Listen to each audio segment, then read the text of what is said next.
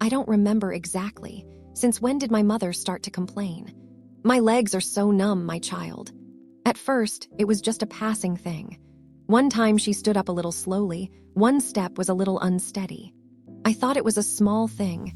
Everyone gets old, weak bones are normal. But then I started to see it happen again, every day. One cold morning, my mother had just put her feet on the floor when she stopped, her hands holding tightly onto the cabinet, breathing out a tired breath.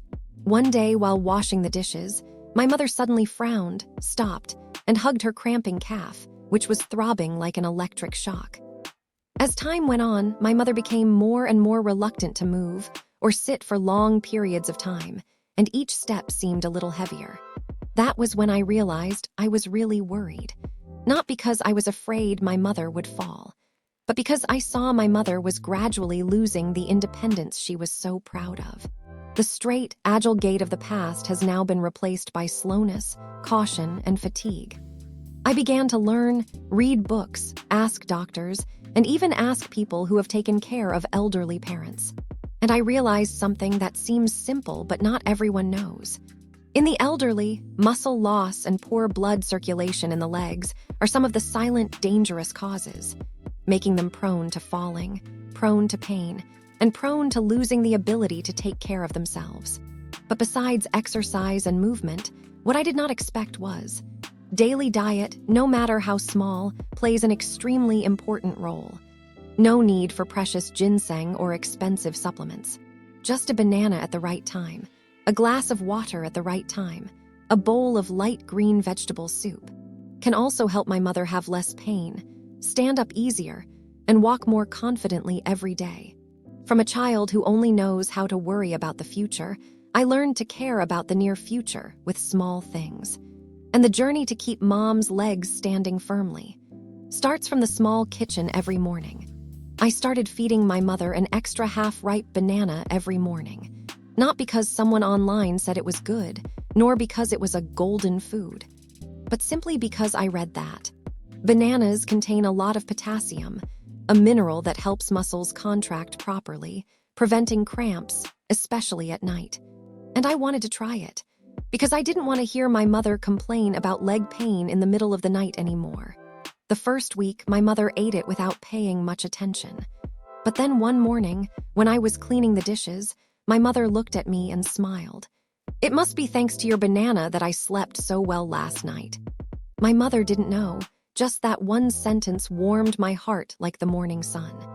It turns out that a small thing like half a banana, if repeated with love every day, can become a more soothing medicine than a doctor's prescription.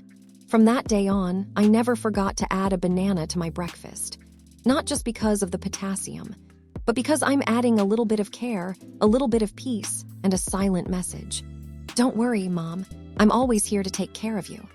I started changing my mother's breakfast, or lunch, with a steamed sweet potato, or a few pieces of soft boiled potatoes. No frying, no stir-frying, no fancy seasoning. Just potatoes that are just cooked, slightly chewy, naturally fragrant, easy for my mother to chew, swallow lightly without feeling full. I read and learned that sweet potatoes and potatoes contain a lot of potassium, magnesium, and fiber nutrients that silently help blood circulate better, nourish stronger leg muscles. For the elderly, it is not just nutrition, but support to stand firmly, walk, be independent. After a few weeks, I noticed that my mother was less tired when walking around the house. She no longer sat down and complained, "Why are my legs so heavy today?" and no longer held onto the chair when standing up. One day I replaced half a bowl of white rice with mashed potatoes, and while eating, my mother said, "This dish is so easy to eat.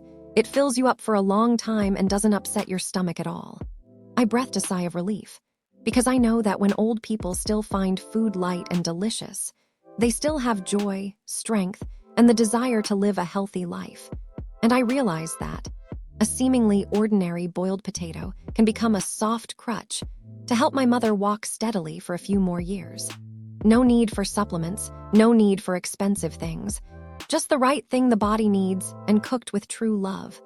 Every week I cook soup or lightly stir-fry some spinach, also known as spinach. This vegetable has dark green leaves, is soft and smooth and has a naturally sweet taste. My mother loves it. It is not a fancy dish, nor is it a magical superfood, but I know. Spinach contains a lot of magnesium and natural nitrates, two substances that help dilate blood vessels gently, thereby increasing blood circulation to the lower limbs, where the elderly often experience numbness and coldness. I never expected that. Just a few handfuls of such simple vegetables, if cooked regularly every week, could help my mother relieve numbness in her toes in the early morning. The numbness like needle pricks that my mother often describes with a hesitant voice, afraid of bothering me.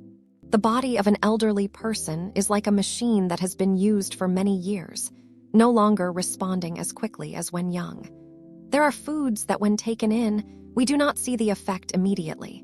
But inside, the body is silently thanking us little by little. A blood flow is smoother. A muscle is less contracted.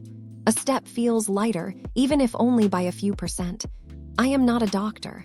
I am just a child learning to take care of the person who carried me through my first steps. And if a few greens each week can help my mother walk more comfortably, then for me, that is not a vegetable but a form of love. Older people often feel less thirsty. My mother is the same. There are days when she can barely drink more than half a glass of water. At first, I didn't pay attention because I thought that as long as she ate enough, it was fine. But the more I learned, the more I learned. Silent dehydration is one of the common causes of cramps and numbness in the limbs, especially at night. From then on, I trained my mother in a new habit. Drink water not when thirsty, but in small sips, regularly throughout the day. In the morning after waking up, I gave her a half a glass of warm water. After lunch, another sip. In the evening, a little more as if to gently remind her, drink a little more water, Mom, so that the blood flows evenly down to the legs. Some days, I added a half a glass of fresh, unsweetened coconut water, which is cool and naturally replenishes electrolytes, helping my mother feel healthier without being bored like artificial mineral water. No need for expensive drinks. No need for functional water, vitamin water.